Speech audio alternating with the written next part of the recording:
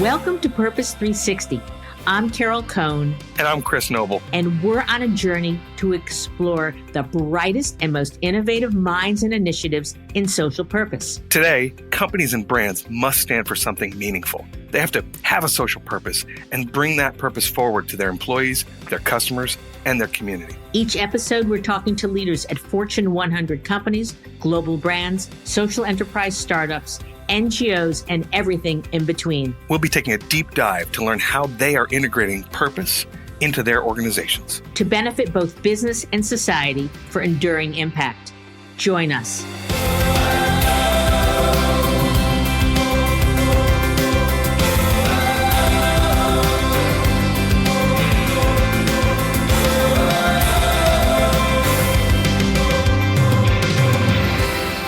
Welcome to Purpose 360. I'm Carol Cohn. And I'm Chris Noble. And we are thrilled today to have Tony Cervone, who is the SVP Global Communications from General Motors, with us. So welcome, Tony. Thank you. Hi, Carol. Hi, Chris. It's great to have you here because Tony and I are colleagues from the communications world. And I recently heard him talk about GM's going forward vision and strategy for the next 100 years. And Tony, I asked him if he would be in the show, and he said absolutely. So we're thrilled to have him here because this is the first show we've done about how a company takes purpose and their vision, and they're using it as a transformational driver to grow, to impact culture, to impact, I believe GM has over 173,000 employees. Very large company, $147 billion as of 2018. They were founded over 100 years ago in 1908. General Motors is the largest U.S. automaker, and last year they produced over 8 million vehicles with the nameplates Buick, Cadillac, Chevrolet, and GMC. And Tony, I'd like to let you know that I had a Chevrolet dually to pull my horse trailer, and it served me incredibly well until I got out of the horse showing business. So, and I also love the Chevy Cruze. It's just one of my faves. Actually, I think it beats BMW, but don't tell the guys at BMW. So we're thrilled to be here. So let's just start with, tell us about your background, because not only have you been at GM's since 2014, but you've been at many other storied corporations. Yeah, so this is actually my second full-time and third stint at General Motors, and then I can fill in the full-time versus part-time piece. But I spent 10 years here between 99 and 09. And prior to that, I had spent 15 years at Chrysler, which then merged into Daimler Chrysler. So all in the communications fields. I left General Motors in 09 prior to bankruptcy and went to United Airlines for a couple of years and worked on the merger with Continental. Then I left that and worked for Volkswagen Group in North America as the EVP of Communications for Volkswagen, its corporate entity, which is the group, and then Volkswagen brands, Audi, Bentley, Porsche, Bugatti, Lamborghini. And then in 2014, as Mary became CEO and got embroiled in a crisis almost immediately, she and I had known each other very well over the course of my 10 years here previous, and we had a conversation, and she kind of asked me to come back, and I came back. And you're on an amazing trajectory. And I'm just curious, what's your favorite vehicle to drive? I'm currently driving a Corvette Grand Sport convertible. Ooh, what color? Black, with a black roof and black interior, and I'm buying it after I drive it. So we can do a drive and buy. So that's it's an exciting thing, and I love driving it. It's a 7-speed manual transmission and ungodly horsepower. That's great. That's great. Fun. Okay, so getting back to the more serious things. I'm just curious about, you've been at so many large organizations and you've dealt with so many auto manufacturers. And in our very transparent world today, what role does purpose play in the automotive industry? I think purpose is it's an interesting concept because I think oftentimes you hear people talk about vision, and you certainly hear the companies talk about branding. And purpose is an entity that kind of it brings it all together, at least for me and how I think about it. And Carol, we've known each other a long time, seen each other present. I look at trying to simplify things very much every step of the way. So when I worked for the Europeans, and Daimler Chrysler and then Volkswagen, I lived in Europe with GM for a period of 4 years, and we had the Opel brand at that time. And I used to joke that the brand gods flew over Europe because they were very structured on what the brand meant to the consumer. And it was very clearly defined all the way, through the CI and where you could use it and what it meant and what you were going to promise to the consumer. But it didn't lend itself to the same vision for companies. And then they would develop these visions that were, in my mind, too often abstract, and they weren't generated from purpose. And I think the single biggest difference I see right now, at least in what we're trying to do here at General Motors, is the purpose was within the construct of what was the General Motors brand going to mean. And with that branding, how could you articulate the purpose and then eventually a vision that people could rally around? So I think it's extraordinarily important to define. But if you just leave it to purpose, or just leave it to vision, or just leave it to brand, I think you're sub-optimizing the whole system. I think that's really smart. And I love your purpose. And I talk about it whenever I'm giving a speech, because it's to move humanity forward. It's not about just driving from X to Y. So can you give a little bit of dimensionality to what does to move humanity forward mean for General Motors, and then for you as an employee at General Motors? Sure. So as we were developing the work on the GM brand, see, first of all, just a little bit of context. So we sell, as you pointed out, in the United States, Chevy, Buick, GMC, and Cadillac, and multiple brands outside of the United States. And those consumer-facing brands have a definitive consumer promise that we go to market with. But oftentimes, very often, the General Motors brand as a holding company of all of those brands is not really well understood by consumers, and sometimes and oftentimes not even connected to the brands that we sell. So people believe that they're buying from a Chevy or buying from a Cadillac. I think GMC is a little bit of an IQ test, personally, but in reality, they still are buying from that entity. When it comes to the brand of the company, though, there are specific audiences that we wanted to define what were the greatest ROI, and really put the discipline that we were putting forth on the consumer-facing brands into the GM brand. And that led us to a discussion as to what would a purpose be, what is the brand essence, who are we targeting it to, and then in the end, how are you going to go about doing that? And the purpose was developed with moving humanity forward. Was we know we wanted something that was going to be more broad-based, that people could aspire to, and that it could inspire us internally. But it was never going to be a tagline. It was never going to be something that we rolled out, because what it really led to was the discussion of what is the brand essence for General Motors, and that was to become a transformative company. And as a transformative company, what was it that we were going to influence, and how did we want to articulate that? Which led to a discussion within the senior leadership team led by Mary that got us to our vision of zero crashes, zero emissions, and zero congestion, which was something that we could authentically influence on a go-forward basis. And the authenticity of what your company can influence is critical to it being a believable vision, and then one that people could rally behind and aspire to. So then, as we did that work, then we defined which audiences were going to provide the greatest ROI for the GM brand.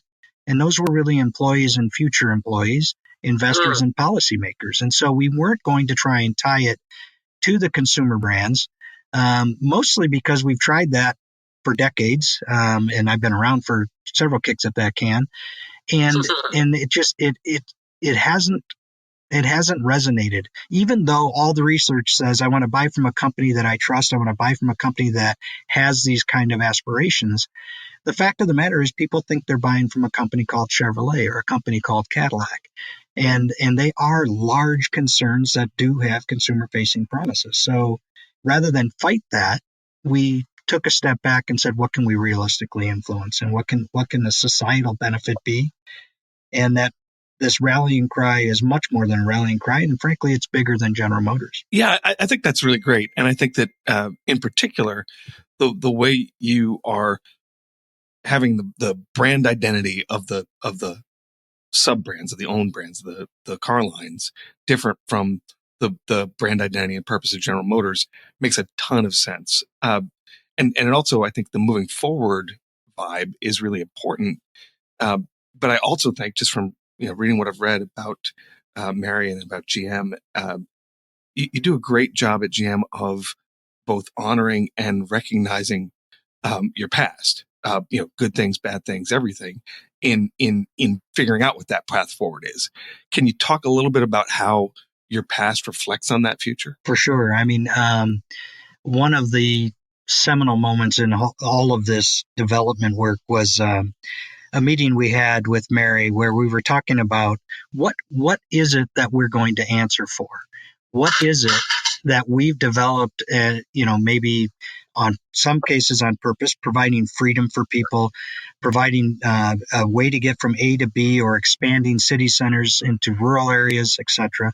But then what were the unintended consequences? And when we thought about that and discussed that, Mary was the first leader that I've ever worked for in the auto industry that said, you know what, I can own the fact that people still crash too often, that too many people still die, that there are unintended consequences of emissions. Whether we're 99% emission free today or not is not the most relevant term, that there are unintended consequences, and that there's a frustration if you're stuck in traffic, or your vehicle can't be part of your overall Internet of Things, if you will, while you're going forward. And so how do we answer to some of those unintended consequences? And that really led to this aspiration of zero crashes, zero emissions, and zero congestion. So we can honor the past of what we've done, but we can also be honest about 90 million vehicles being sold a year with internal combustion engines are not going to have no effect. Yes, we could argue for decades that the fastest way to improve emissions in the world would be to get everyone out of their old cars and into new cars. That's true, but that's also not good enough. And it's certainly not what's going to be aspirational for our workforce if we're going to ask them to be transformative in personal mobility going forward. And I'd love to talk some more about your focus on your workforce and the critical need that Mary has stated, very publicly, that your culture had to change. And so can you talk about that, Tony, how the culture has changed?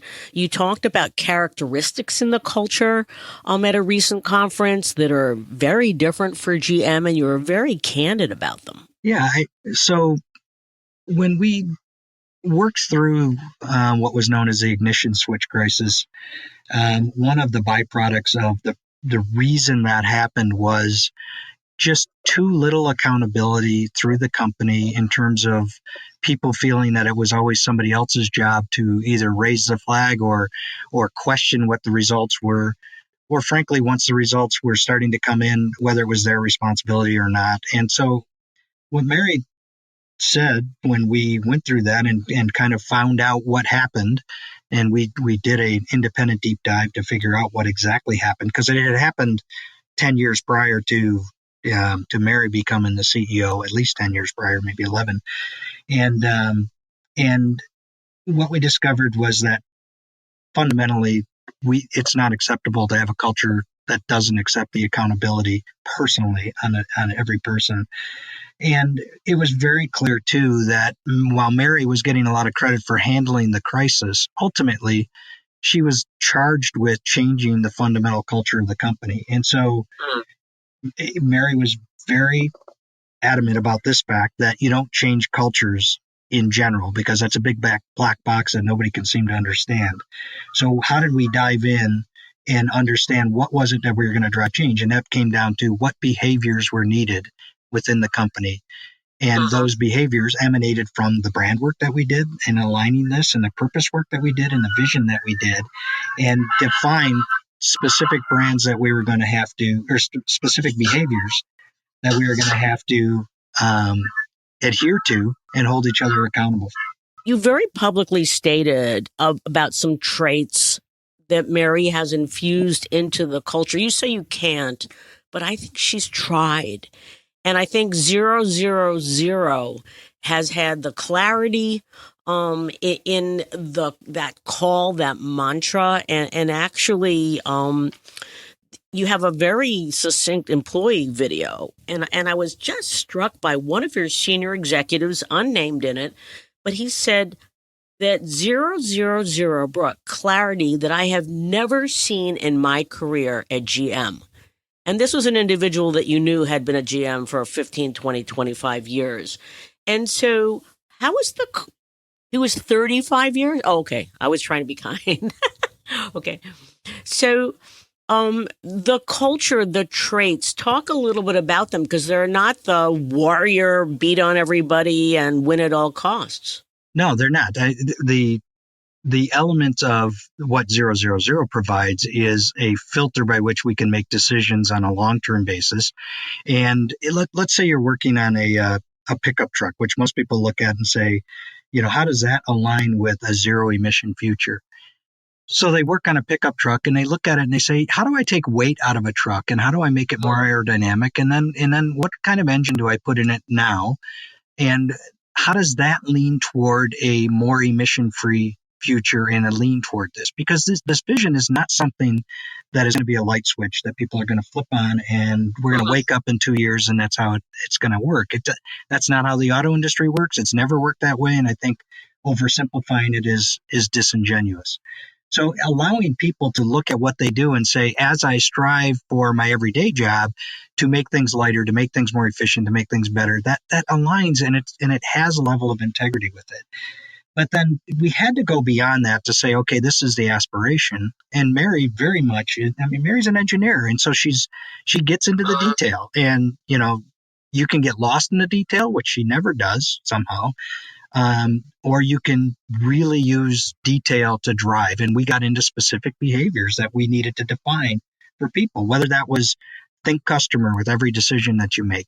So you ask a customer whether they want to drive an environmentally better, more efficient vehicle. Everyone says yes. You ask them to pay for it. Everyone says no. So we've done this for decades, and then we throw up our hands and say they don't know what they want. Well, that's not the right way to ask the questions. You want a more environmentally friendly vehicle? Yes. Okay, what can I do to help you get there, no matter what it is that you need to choose as a customer, so you can make vehicles lighter? We've taken 500 pounds out of every passenger car that we've introduced over the last 4 years. Every vehicle come, day in, day out and doing that. And that's huge to make vehicles more efficient. We ask people to innovate now. We ask them, okay, don't see the world as it is, see the world as it could be. And you actually put that right in front of somebody and say, we don't want you just to check it off the box and go home. We want you to innovate. We want you to look around corners. It's a look ahead. We need one team because we need an enterprise approach to the business as businesses need to be more agile. So as we go through, and I can go through every one of the behaviors, there's only 7 of them, but we can go through and really define exactly what we expect of every employee. And it's not something that's intimidating. It's something that's freeing. And that's a very different culture for a big old company that's been around for 100 plus years. Tony, I would love you to talk about a few of those other behaviors for our listeners. So I talk about think customer, innovate now, look ahead, one team. Another one is be bold.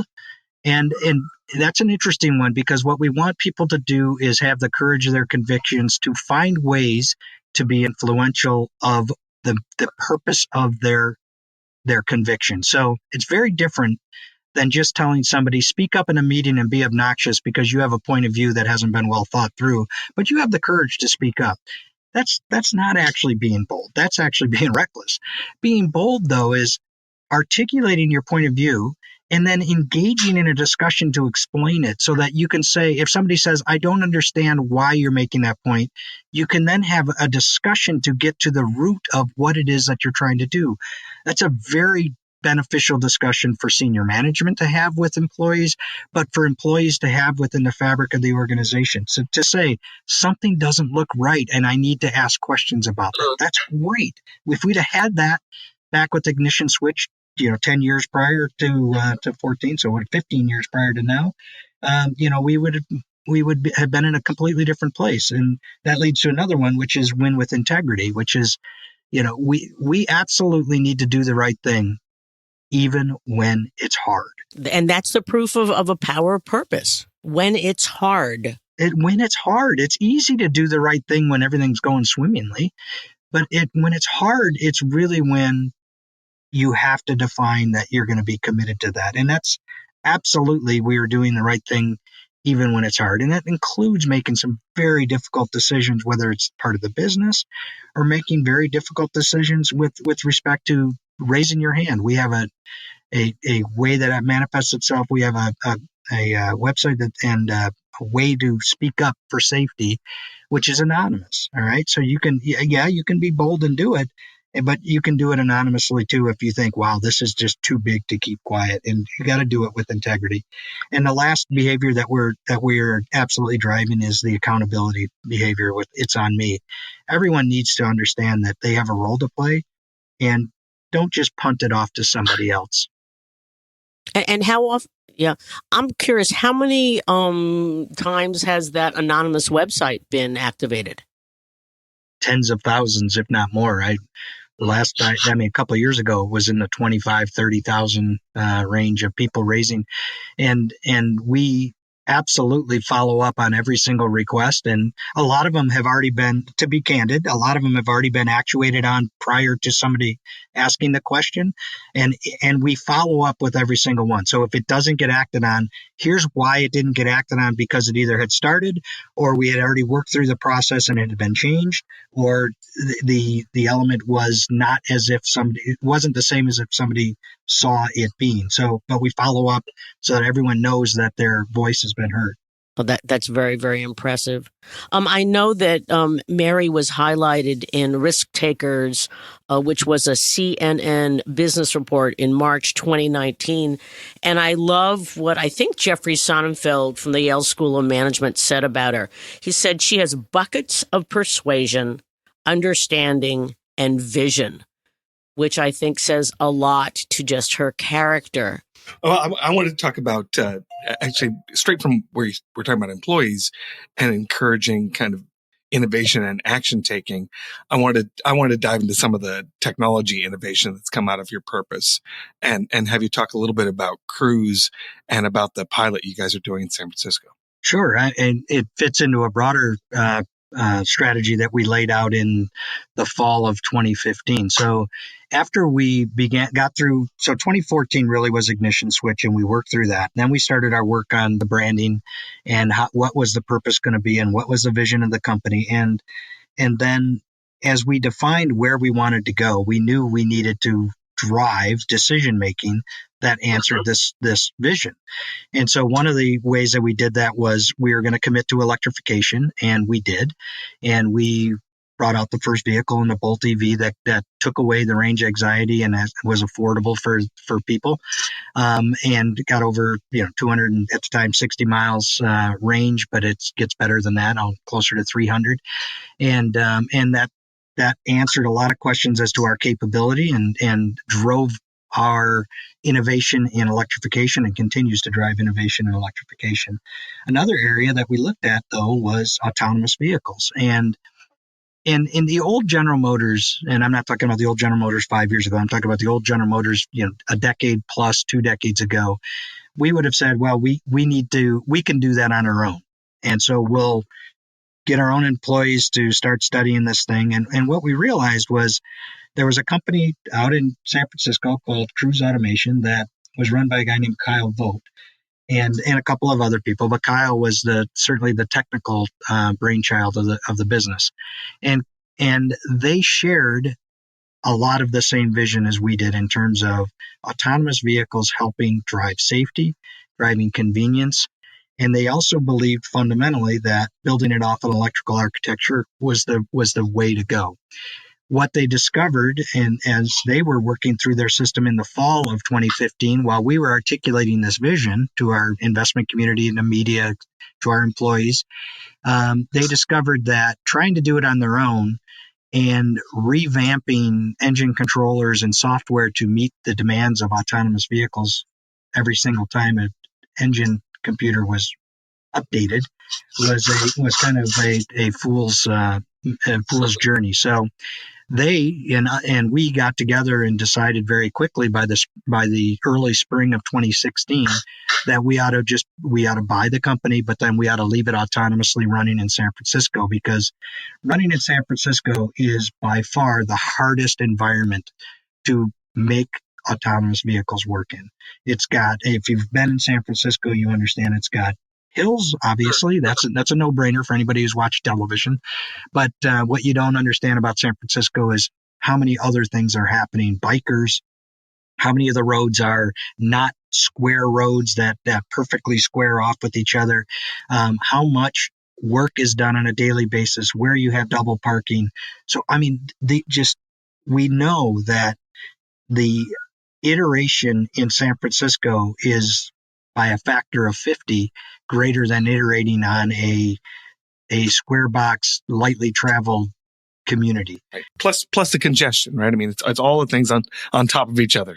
It's got everything that you got to deal with autonomous. Congestion would be actually an easy one if it was only dealing with your own software development, frankly, because that's just stopping and going. It's moving around it and doing things. It's just wild when you think about how many things you think about driving a vehicle every day. So the development there is important. It iterates faster. We then combine it with the knowledge that we have of how to make vehicles safe, how to develop them with integrity, how to build them at scale. And we frankly wouldn't trade our hand with anybody. And so they're developing there. We will launch as soon as we feel that it's safer than a human driver and we can take the driver out of the vehicle. And we will, which is not a long way away. It's not decades away by any stretch of the imagination. It's much, much sooner than that. And we will launch it, and we will have a kind of a shared ride share service that will start there. And frankly, if you can get the software working there, the mapping that goes to being able to go to scale in other cities becomes exponentially easier. Huge impact. Yeah, that's pretty exciting, and it shows how you can use innovation and your purpose hand in hand too to get closer to your goals. You absolutely can, and how it influences decision making. Yes, certainly. I heard on another interview that someone said that modern social impact, you can tell it's happening when it impacts product development, and it's certainly impacting your product development. Yeah.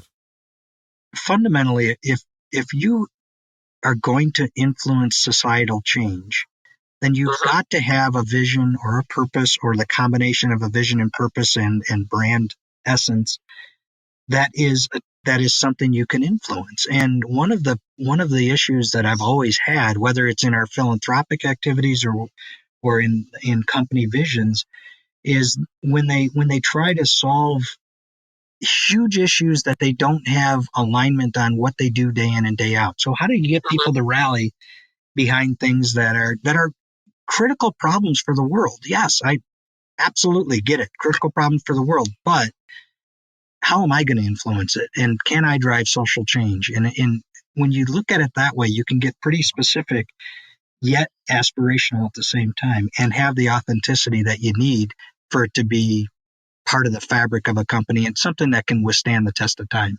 So let's take that point just a little bit further, since you're talking about social change and making that fabric, and actually you open the door to philanthropic as well. Let's switch cities for a minute, leave San Francisco where it is, and talk a little bit about Detroit and kind of the home of your CSR efforts there, and how you're helping locally and what you're looking to do to expand those efforts. We obviously align our promise, if you will, to our vision to all of our work. But specifically in Detroit, it's our headquarters city, and we have some fundamental issues here that need to be resolved. We can align those with our vision. But one of the biggest influences that we need to have to improve Detroit is going to be in education. And so we have really worked very hard to establish a presence in an organization that's called the Detroit Children's Fund, which brings together entities to improve education in Detroit. And we focus on our philanthropic activities between STEM education, advancing safety, and then what we call economic sustainability, and a broad sense across all of our philanthropic activities. But you can't get to STEM education if you don't have the basis of education to start with. And one of the things Detroit has always needed is the ability to answer that bell. And it's been something that's been worked on continually for decades, probably the better part of 2 or 3 decades. And for the first time, we're starting to see some of the work of what this group is doing, combining with the Detroit Public Schools, so that we have measurements that are in place so that we can really enhance the education at a base level for the children of Detroit. And we believe it's fundamental to the economic viability of the city overall in the long term. We know that we need to improve the working conditions in Detroit as well. We have learn, work, and thrive as the 3 main mantras in Detroit. And to work, we need to, the learn piece I just talked about. To work, we know that there are technical jobs that are available that we could provide training for, that are more trade oriented sometimes than in higher education. And those jobs, there's a shortfall of those as well. A lot of them in automotive dealerships and repair and that kind of trade training, but much more broadly than that. And then in the thrive aspect of it, we know that the community is rich in its history with Motown. It's rich in its history of arts, and making sure that these entities don't go away because of the economic struggles that the city has had. So we burrow down in our headquarters city, and then we then blow it up and expand when we go beyond the headquarters into STEM education, safety, and economic sustainability. On the issue of STEM education, STEM education has become one of the most focused on areas over the last 10 or 15 years. I know that we had the opportunity to work with Microsoft on that. Tony, how do you find your area that's tight enough that you can have an impact?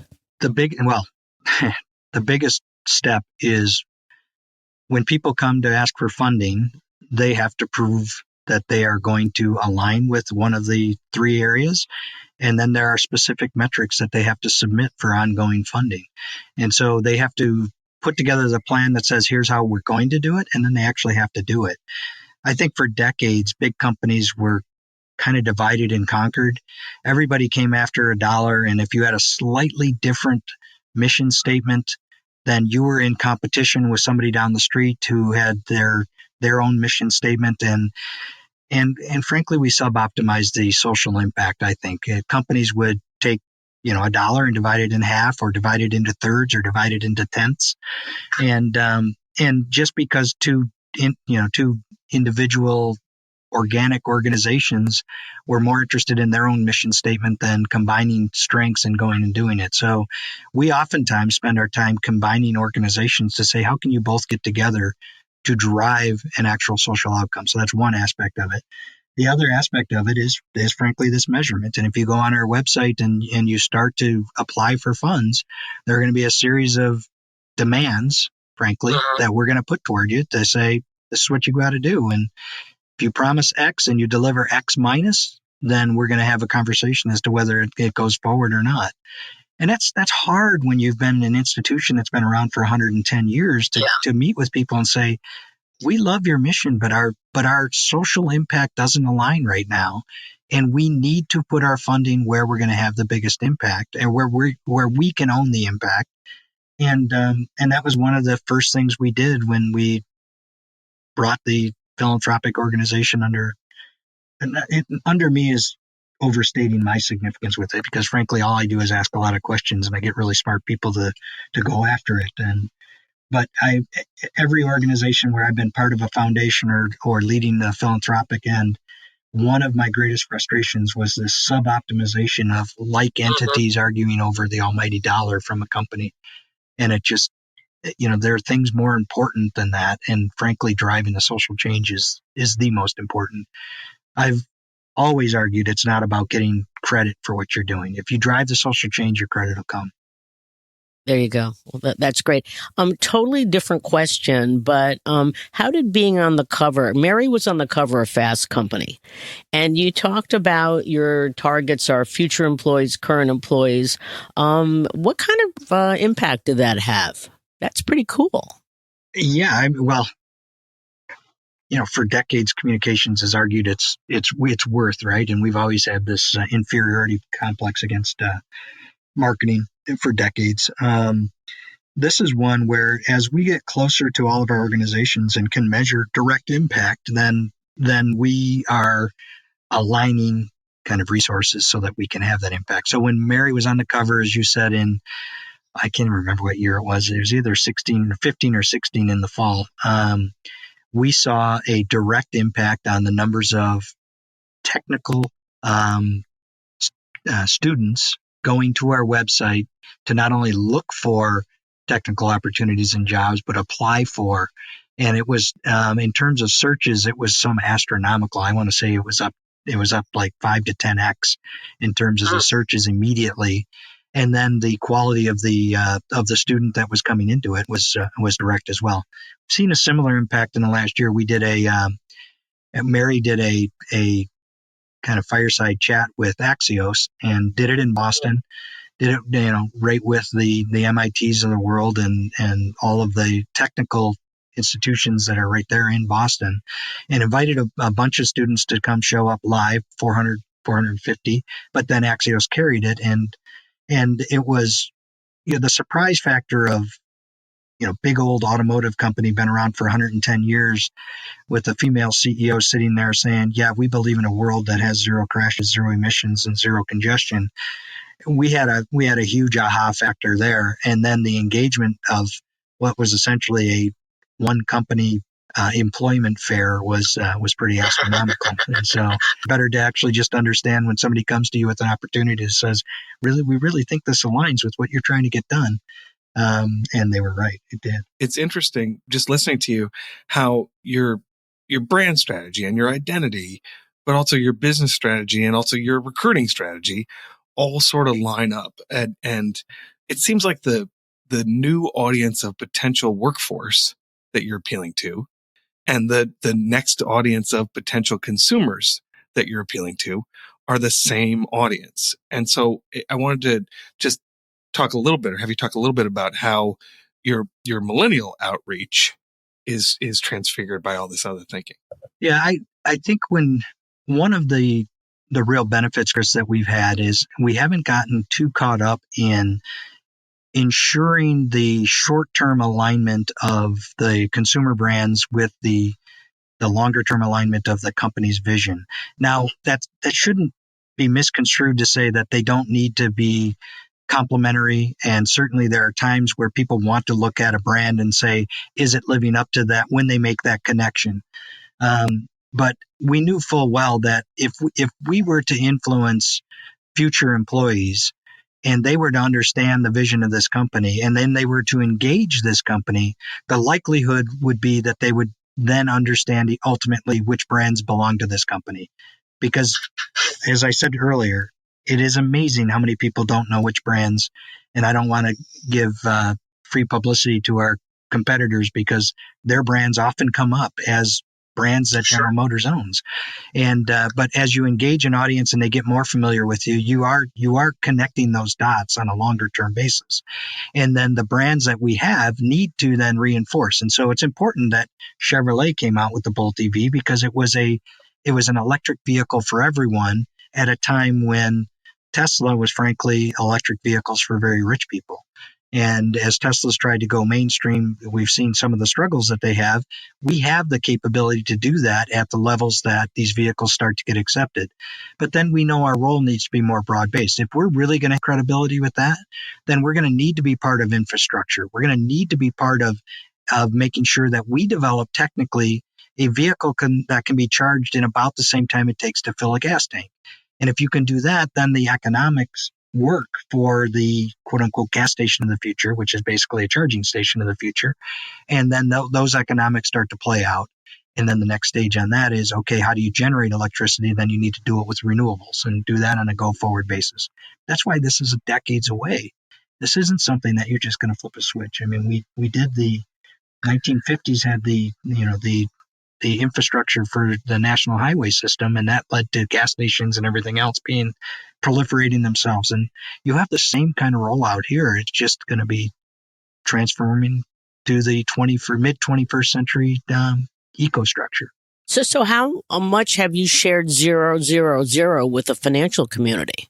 A lot. I mean, the ESG is a big deal, as you guys know, and financial community, for us, it's imperative to do this, because if we only speak about the traditional business, then we are going to be largely invested in by value investors who look at us as a stock that provides a great dividend with a very, very attractive return from an earnings perspective, and that is a value long-term kind of investor. If we're really going to get to the growth investors, and those are the investors who are willing to kind of look out in the future and then grow our market cap in a way that is relevant and in a way that is really appropriate when you have companies like Cruise, when you're leading in electrification, when you're going to have an infrastructure for electrification, when you have data management that we have in terms of what's involved in cars, you can provide the privacy that people want, but then aggregate data. Those are all growth industries. And so going to them and having the vision of where we believe that this mobility is moving toward is critical. In fact, the first articulation of this vision prior to buying Cruise, prior to rolling out the Bolt EV, prior to having an investment in Lyft, was to the investment community and the media on the same day. But how do you balance the short term versus the long term? You need to do both. That's the trick. I mean, that's the brilliance of Mary is her ability to understand where the core business needs to perform, not only so that it can fund the long term, but so that it can lay the groundwork for the long term business decisions that we're making. So, we've had a history, 100+ year history, of needing to manage a company for the core business, but then needing to invest in breakthrough technologies. Arguably, we had a period there that didn't go so well when lots of forces lined up against General Motors and ended up in a bankruptcy filing. But those days are we go into it every day saying we're never going back there. So we're going to make the decisions we need to make today that both provide for the core business and provide for the ability to invest in the long term. And frankly, thinking when you're a $150 billion business, you can be a pretty big venture capitalist. And scale, you'd think that the bravado of some others not to be named, they're saying, oh, they'll never get their act together. They'll never get their culture aligned. They'll never innovate. And to hear Mary talk about AVs and EVs and car sharing and also the hard decisions that were made in terms of, downsizing. But she talks very openly. We downsized during a positive economic cycle, so we could help our employees find other positions. And so versus, waiting for the moment when everything goes bad. Right, which has been the history of this industry, is waiting until everything kind of collapses and then you're able to say, well, everybody's doing it. So that's the do it even when it's hard kind of decision. And anybody who thinks that we take any of those decisions lightly because we're only looking at the economics is just crazy. They don't know Mary. And they certainly don't know the management team that exists today. And frankly, we did the restructuring in November because the economy was so strong. Unemployment was practically non-existent if you take away cyclical unemployment. And we were able to offer a job for everybody who was impacted.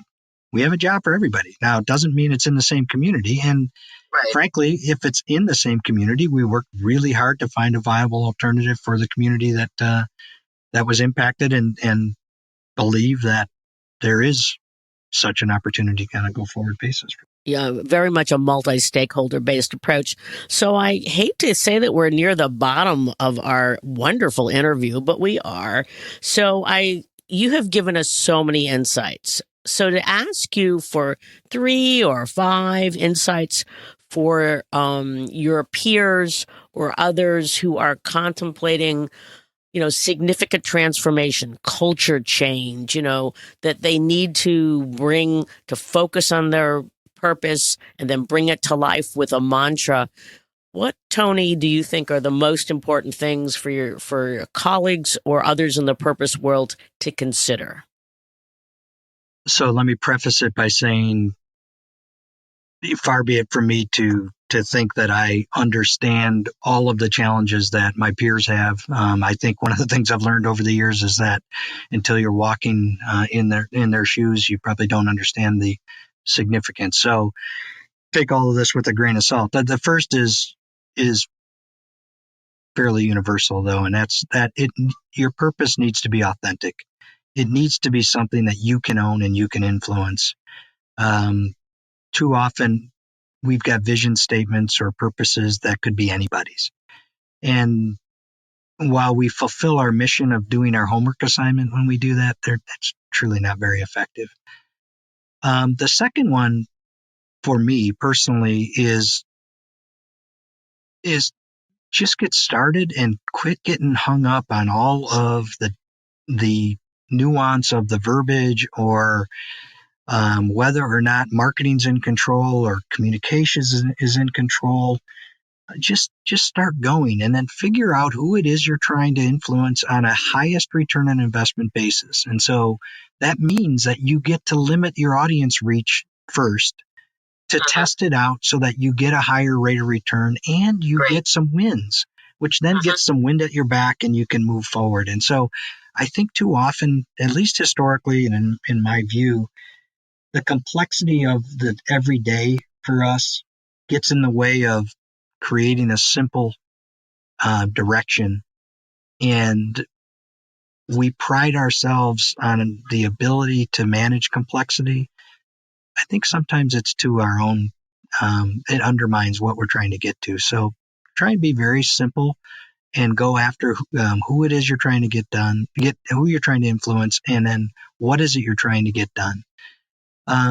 For me, what worked very well was partnering with marketing minds that had the discipline already in place of brand development, because it forced us to ask questions. And the benefit that we brought was an engagement level that wasn't, we get to tell people what we're going to be, but it's much more about we have to engage audiences so that we understand what their predisposition is, and then how do we bridge to what it is we want to become. And that added a lot of fidelity to the work that we were doing.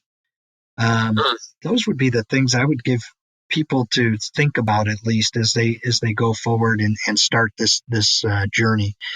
The last piece is that exactly that. It's a journey. And defining when you won before you started is a very difficult task if you truly are reaching into the future. And as I've been pretty vocal about, our vision is not one that is going to be 2 to 5 years and we're going to look at it and say we've done it. This is something that the C-suite is going to own at this company probably for a decade or two as they're going through it, and maybe longer, to get to the full congestion, full emissions free, full accident free, zero crashes type vision. But it doesn't make it any less valuable today to start that journey. Who should be the ultimate integrator of the journey? Because I'm seeing that you've got the CCO who wants to be. You've got the CMO who wants to do those amazing ads. You've got the head of strategy. I've seen presidents of foundations with MBAs who want to do this. Who do you think should be the integrator of this in companies today?